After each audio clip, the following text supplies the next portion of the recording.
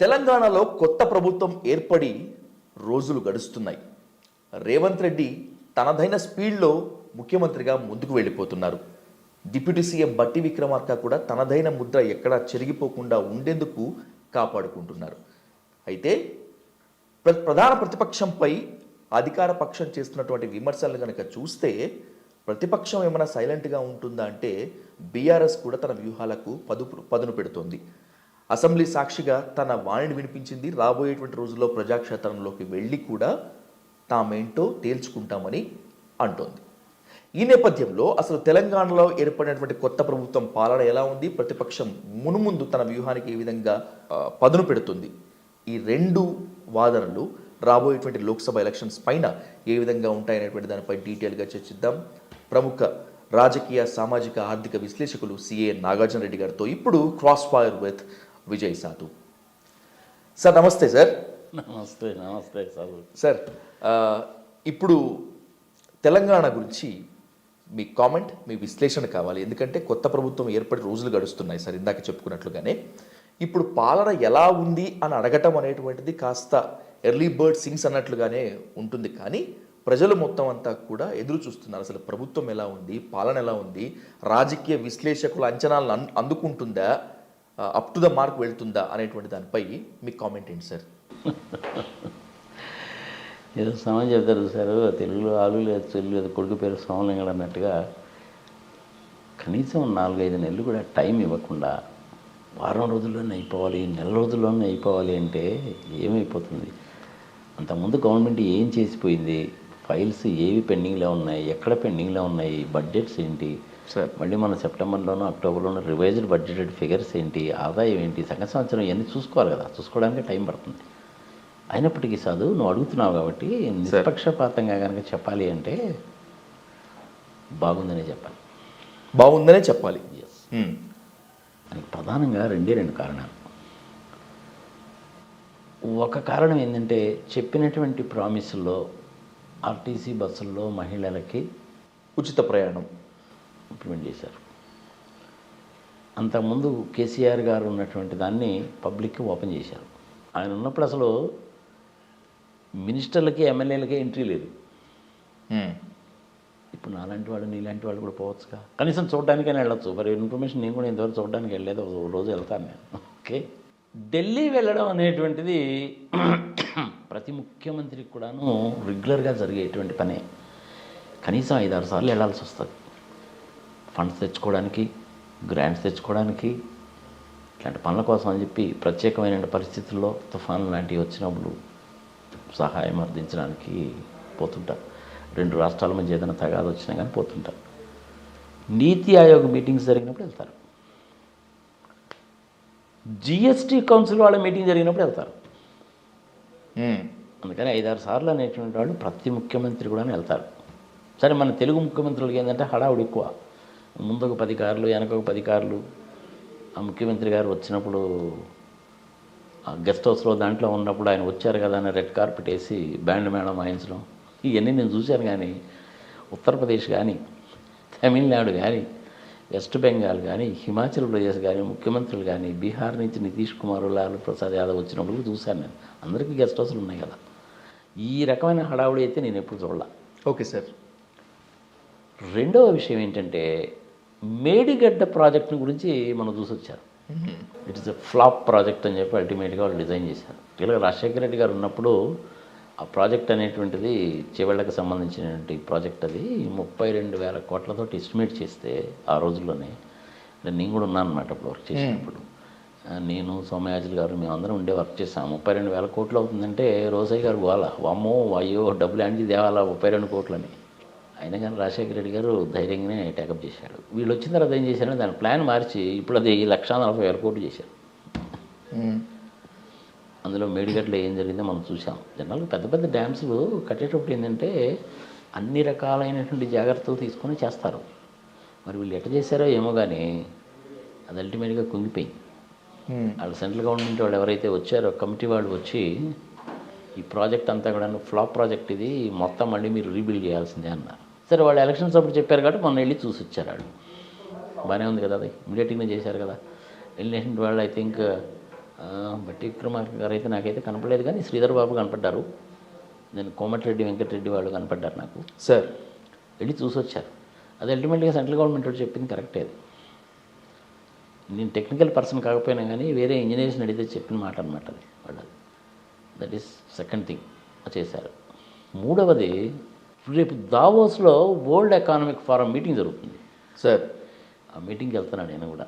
ఓ. అంటే ఎంతో పాటు ఏంటంటే శ్రీధర్ బాబు ఐటీ మినిస్టర్, నేను ఆయన ఐటీ మినిస్టర్ అయితే బాగుంటుందని అనుకున్నాను, ఆయన ఐటీ మినిస్టర్ అయ్యాడు ఆయన. Oh great sir. So is a knowledgeable person. So ఆయన కూడా వెళ్తున్నాడు. ఇంకా ఇది ఒకళ్ళు ఇద్దరు ముగ్గురు నలుగురు ఐఏఎస్ ఆఫీసర్స్ వాళ్ళు వెళ్తారు. ఏదైనా స్టాల్స్ ఏమైనా పెడతారేమో మనకైతే తెలియదు, కానీ that is also a good thing. Delhi కూడా వెళ్ళొచ్చాడు. అటుపక్క బీజేపీ గవర్నమెంట్ ఉంది, ఇటుపక్క కాంగ్రెస్ గవర్నమెంట్ అయినా కానీ సిద్ధాంతపరంగా విభేదిస్తారేమో కానీ ఫండ్స్ తెచ్చుకోవడం, గ్రాంట్స్ తెచ్చుకోవడము, తర్వాత అది జిఎస్టీకి సంబంధించిన కాంపెన్సేషన్ ఫండ్ తీసుకోవడము, ఇట్లాంటి వాటిల్లో మటుకు వీళ్ళు చట్ట ప్రకారం అనే దాన్ని పోతారు. రాజ్యాంగ ప్రకారం, చట్ట ప్రకారం వీళ్ళు అడగాల్సింది అడుగుతారు, వాళ్ళు ఇస్తారు. ఏదైనా ఒక 10 రూపాయలు ఎక్స్ట్రా ఇస్తే ఇస్తారు. సో అందుకని ఇప్పటివరకు యాజ్ ఆన్ టుడే వరకు కనుక చూస్తే సానుకూలంగానే ఉంది, చక్కగానే ఉంది, బాగానే ఉంది. ముందు ముందు ఏం జరుగుతుందన్న సంగతి చూడాలి. రేపు 10th క్లాస్ ఇంటర్మీడియట్ ఎగ్జామినేషన్లో మళ్ళీ పేపర్స్ లీక్ అయినాయని చెప్పి అప్పుడు గొడవ చేశారు కదా. అవును సార్. సో ఈసారి గట్టి చర్యలే తీసుకుంటారు. ప్రతి దానికి కూడాను 2 సెట్లో 3 సెట్లో పేపర్లు తయారు చేస్తారు. దాన్ని బట్టి అనౌన్స్ చేయడం అంటే మంచి చర్యలే తీసుకుంటారు. అంతవరకు బాగానే ఉంటుంది. ఇక అగ్రికల్చర్కి సంబంధించి సార్, ఇండస్ట్రీస్కి సంబంధించి హైదరాబాద్లో ఇండస్ట్రీస్ గురించి పెద్ద వరి కావాల్సిన పని ఏం లేదు. బట్ వరంగల్, హనుమకొండ, నిజామాబాద్, మహబూబ్ నగర్ ఇట్లాంటి ప్లేసెస్లో వ్యవసాయం మీద ఆధారపడిన పరిశ్రమలు తీసుకొచ్చుకోవడానికి కానీ, టెక్స్టైల్ ఇండస్ట్రీస్ తెచ్చుకోవడానికి కానీ ఇట్లాంటి వాటికి ఉపయోగపడతాయి. పసుపు బోర్డు తీసుకొస్తానని చెప్పి ఆయన చెప్పాడు. నిజామాబాద్ ఎంపీ రాలేదు కదా, మరి వీళ్ళు దానికోసం ప్రయత్నిస్తారేమో చూడాలి. Okay sir. అన్నిటితో పాటు సాహు, నువ్వు అడిగా కాబట్టి చెప్తున్నాను నేను. మన్మోహన్ సింగ్ గారు ప్రైమ్ మినిస్టర్గా ఉన్నప్పుడు ఇన్ఫర్మేషన్ టెక్నాలజీ ఇన్వెస్ట్మెంట్ రీజియన్ అని ఒక ప్రాజెక్ట్ అనౌన్స్ చేశారు. Okay sir. బీజేపీ వాళ్ళు వచ్చిన తర్వాత దాన్ని క్యాన్సిల్ చేశారు. అక్కడ గుజరాత్లో కట్టుకునేటువంటి డోలేరా సిటీకి ఫండ్స్ తగ్గిపోతాయని చెప్పి దీన్ని క్యాన్సిల్ చేశారు. ఓకే. ఇది న్యాయమా ధర్మమా అనేటువంటిది తెలంగాణ ప్రజల విజ్ఞతకు వదిలేద్దాం. Okay sir. ఆ ప్రాజెక్ట్ కనుక వచ్చిందంటే హైదరాబాద్ చుట్టుపక్కల బ్రహ్మాండంగా డెవలప్ అవుతుంది. 4-5 లక్షల మందికి ఉద్యోగాలు వస్తాయి. అంటే ఆల్మోస్ట్ అమెరికాలో ఉండేటువంటి సిలికాన్ వ్యాలీలాగా తయారవుతుంది. ఇక్కడ వాళ్ళకి పెద్దగా ప్రాముఖ్యత అంటే ఏమి లేదు కాబట్టి, అయినప్పటికీ మొన్న 8 సీట్లు వచ్చాయిగా, అందుకని వాళ్ళు క్యాన్సిల్ చేశారు. రేవంత్ రెడ్డి గారు దీని గురించి గట్టిగా పట్టుకోవాలి. అవసరమైతే మోడీ గారి ఇంటి ముందు నిరాహార దీక్ష చేసైనా సరే కాక ఆ ప్రాజెక్ట్ తీసుకురావాలి. ఒకసారి ఇచ్చిన ప్రాజెక్ట్ని క్యాన్సిల్ చేయడం అంటే దానికి ఏదో ఒక రీజన్ రికార్డ్ చేసి ఉండాలి. మరి రీజన్స్ ఏం రికార్డ్ చేశారని అసలు నాకు తెలియలేదు. నేను ట్రై చేశాను కానీ నాకు దొరకలేదు ఇన్ఫర్మేషన్. రేవంత్ రెడ్డి గారు, శ్రీధర్ రెడ్డి గారు గట్టిగా పట్టుకుంటే ఇది వస్తుంది. ఇక మిగిలినటువంటి సాఫ్ట్వేర్ ఇండస్ట్రీస్ ఈ సంగతి సమాచారం అనేది గ్లోబల్ సిటీ గారు జరిగిపోతుంటారు. అదేమి పెద్ద ఇష్యూ ఏం కాదు సార్. ప్రజావాణి ప్రాబబ్లీ నాకు తెలిసినంత వరకు ఈ మేడిగడ్డ ఈ ప్రాజెక్ట్ ఏదైతే ఉందో కాళేశ్వరం ప్రాజెక్ట్ అనేది మళ్ళీ వీళ్ళు రీడిజైన్ చేస్తారు దాన్ని. ఓకే. రీడిజైన్ చేసి కాస్ట్ తగ్గించి ఇంప్లిమెంట్ చేయడానికి ట్రై చేస్తారు. జరిగిపోయింది, అయిపోయింది. ప్రజల్లో టాక్ ఏంటో తెలుసా సాధు? Let me tell you very frankly, ఎవరు ఏమనుకున్నా సరే, ఈ కాళేశ్వరం ప్రాజెక్ట్ అనేటువంటిది మొదలుపెట్టిన తర్వాత ఇంచుమించుగా 40,000 కోట్ల రూపాయలు భోంచేశారు వీళ్ళు అప్పళంగా అనేటువంటిది ప్రజల్లో ఉన్న టాక్. కేసీఆర్ గారు ఓడిపోవడానికి అదొక ప్రధాన కారణం కాళేశ్వరం. వీటన్నిటికంటే ప్రధానమైన కారణం ఏంటి అనేసి అంటే అహంకారము. నేను నేను నేను నేను అనే అహంకారం ప్రధానమైనటువంటి కారణం. సంక్షేమ పథకాలు అవి బాగానే ఉన్నాయి, దాన్ని మనం ఏం కాదన్నాను వీళ్ళే. అహంకారము, కాళేశ్వరము ఈ రెండే దెబ్బతీసినాయి అంతే. రేవంత్ రెడ్డి మంచి రైట్ టైంలో వచ్చాడు. Okay sir. ఇప్పుడు ప్రజావాణిగా మారిన ప్రజా దర్బార్, నిన్న మొన్న జరిగిన ప్రజాపాలన, ముఖ్యమంత్రిగా హంగు ఆర్భాటాలు లేకుండా, క్యాన్వాయ్ లేకుండా వెళ్ళిపోవటం, ఇవంతా రేవంత్ రెడ్డి గారికి ప్లస్ అవుతాయా? డెఫినెట్లీ ప్లస్ అవుతాయి. కానీ ముఖ్యమంత్రి హోదాలో ఉండే మనిషి ఓడిపోయినప్పుడు ఏం చేయాలి? నేను ఫారిన్ కంట్రీస్లో కూడా చాలామంది చూశాను. ఇప్పుడు ట్రంప్ ఓడిపోయినా, ఇంకొకళ్ళు ఓడిపోయినా కానీ ఆ చివరి మూమెంట్ వచ్చేసి కంగ్రాచులేషన్స్ అని చెప్పిపోతారు. మా వైపు నుంచి మీకు సంపూర్ణమైనటువంటి సహకారం అందిస్తాము, ఆల్ ద బెస్ట్ అని చెప్పిపోతారు. అంత రాజకీయ అనుభవం ఉంది, నేను అలా చేశాను ఇలా చేశాను అంత చెడు చెప్పేటువంటి కేసీఆర్ గారు ఆయన ఇమ్మీడియట్గా వెళ్ళి ఆయన ఫామ్ హౌస్లో పండుకున్నాడంటే ఏమనుకోవాలా? జనరల్గా ఎవరు చేయరు అది ప్రజాస్వామ్యంలో. సార్ మరి ఆయన ఎందుకు చేశాడో ఏమో, ఆయన విఘ్నత ఏందన్నది అక్కడే బయటపడుతుంది.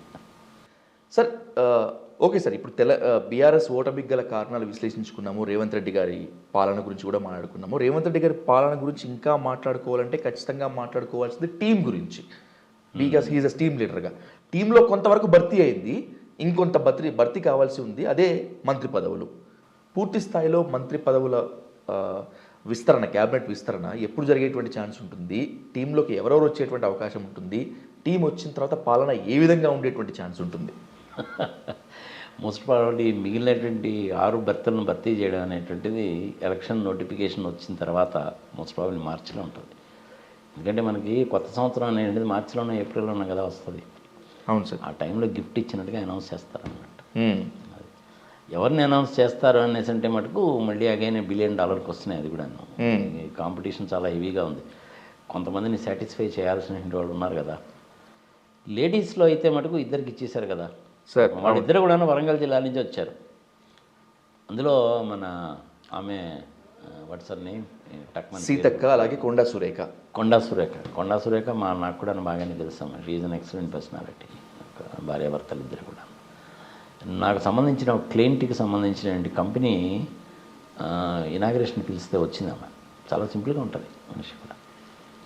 సరే ఏదో జంపు జిల్లా నుండి పార్టీలు మారారు సంగతి సమాచారం వచ్చారు, కానీ ఇద్దరు కూడాను లేడీస్. సో ఇక మీద లేడీస్కి ఇవ్వకపోవచ్చు, మైనారిటీస్ నుంచి ఎవరికైనా ఇవ్వడానికి అవకాశం.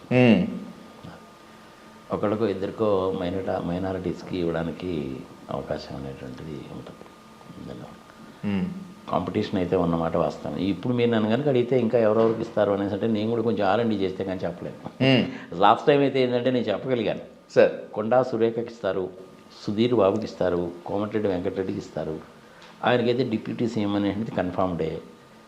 అలాగే మన శీలం ఆయన పేరేంటి, వాట్స్ హిస్ నేమ్, ఖమ్మం నుంచి ఎలక్ట్ అయ్యాడు చూడండి, పొంగులేటి శ్రీనివాసరెడ్డి, ఆయనకి ఇస్తారని చెప్పి అనుకున్నాము. అదే ఖమ్మం నుంచి తుమ్మల గారికి. ఎందుకంటే వాళ్ళు ముగ్గురు కూడా కాంపిటెంట్ పర్సన్సే, కానీ ఒకే జిల్లా నుంచి ముగ్గురికి ఇస్తారా లేదా అనేటువంటి సందేహంలో బట్టి విక్రమార్క కన్ఫర్మ్డ్ కాబట్టి వాళ్ళిద్దరిలో ఎవరికన్నా ఒకరికి ఇస్తారేమో అనుకున్నాను, ముగ్గురికి ఇచ్చారు. సమ్టైమ్స్ అట్లనే మహబూబ్నగర్ జిల్లా నుంచి సీఎం గారే ఉన్నారు కాబట్టి ఇంకెవరికి ఎవరేమో అనేసి అనుకున్నాను నేను. బట్ ఆయనకి ఇచ్చారు, ఇంకొక ఆయనకి. సో అందుకని నల్గొండ నుంచి బాగానే ఉంది, మహబూబ్ నగర్ నుంచి బాగానే ఉంది, మరి ఖమ్మం నుంచి బాగానే ఉంది. మిగిలిన ఏరియాస్ నుంచి చూడాలన్నమాట. అని బాగానే ఉంటుందని అనుకుంటాం. దయచేసి మళ్ళీ నన్ను అడగబాక, ఈసారి ఎవరెవరికి ఇస్తారు సార్ అని అడగబాక. నేను ఇంకా R&D చేయలేదు. ఎవరికి ఇచ్చినా ఏం చేసినా మీరు నేను కోరుకున్నా ఇంకెవరు కోరుకున్నా సుభిక్షంగా ఉండాలి, సుపరిపాలన అందించాలని కోరుకుంటాం కదా సార్. ఏం పర్లేదబ్బా, వచ్చేటువంటి 5 సంవత్సరాలు ఇంకొక 5 సంవత్సరాలు 10 సంవత్సరాలు కూడాను తెలంగాణ రాష్ట్రానికి ఏమీ దిగులేదు, సుభిక్షంగానే ఉంటుంది, ఎక్సలెంట్గానే ఉంటుంది. ఏమి దాని గురించి ఏమి వరి కావాల్సిన పని లేదు. టీచర్ ఉద్యోగాలు కొన్ని భర్తీ చేయాల్సింది ఉంది, మోస్ట్ ప్రాబబుల్ అది చేస్తారు సార్. మిగిలిన పథకాలన్నీ కూడా కంటిన్యూ అవుతాయి. ఈ కాళేశ్వరం ప్రాజెక్ట్ని మటుకు మళ్ళీ రీడిజైన్ చేయక తప్పదు. అది పెద్ద వైట్ ఎలిఫెంట్ అయిపోతుంది. పవర్ బిల్లే చాలా వస్తుంది. అవును సార్. దాన్ని రీడిజైన్ చేయాల్సిందే. గ్రావిటేషనల్ ఫోర్స్ మీద వాటర్ వచ్చేటువంటి విధంగా దాన్ని కానీ రీడిజైన్ కానీ చేస్తే ఖర్చు తగ్గుతుంది, ఉపయోగంగా ఉంటుంది. ఒకసారి ఏమవుతుందంటే సాహు, నీకు నష్టం వచ్చినా సరే నడపాల్సిందే. సరే ఇప్పుడు TSRTC ఉందనుకోండి, సంవత్సరానికి ఒక 500 కోట్లు నష్టం వచ్చినా సరే నడపాల్సిందే, లేకపోతే ప్రైవేట్ వాళ్ళు దోచేస్తారు. చూస్తున్నాం కదా మనం. ఎందుకు ఇంకొక 10 రోజులు చూడు, హైదరాబాద్ నుంచి బయలుదేరి విజయవాడ, గుంటూరు, భీమవరము, నరసాపురము, అమలాపురము, ఏలూరు 17 బస్సులు చూడు ఎట్టుంటాయో. ₹1000 టికెట్కి 3000 వసూలు చేస్తారు. RTC వాళ్ళు ఇది చేయలేరుగా. అవును సార్. సంవత్సరానికి ఒక 200-300 కోట్ల రూపాయలు బడ్జెట్లో నుంచి కనుక కేటాయిస్తే TSRTC లాభాలు పడతాయి. అలాంటి కార్యక్రమాలు కనుక చేస్తే కనుక ప్రజల కళ్ళకి ఎదురుగా కనపడతాయి.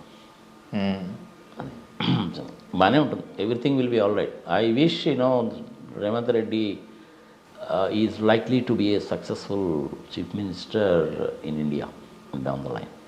Right sir. సందేహం. నేను కూడాను రేవంత్ రెడ్డి గారిని ఇంతవరకు కలవలేదు.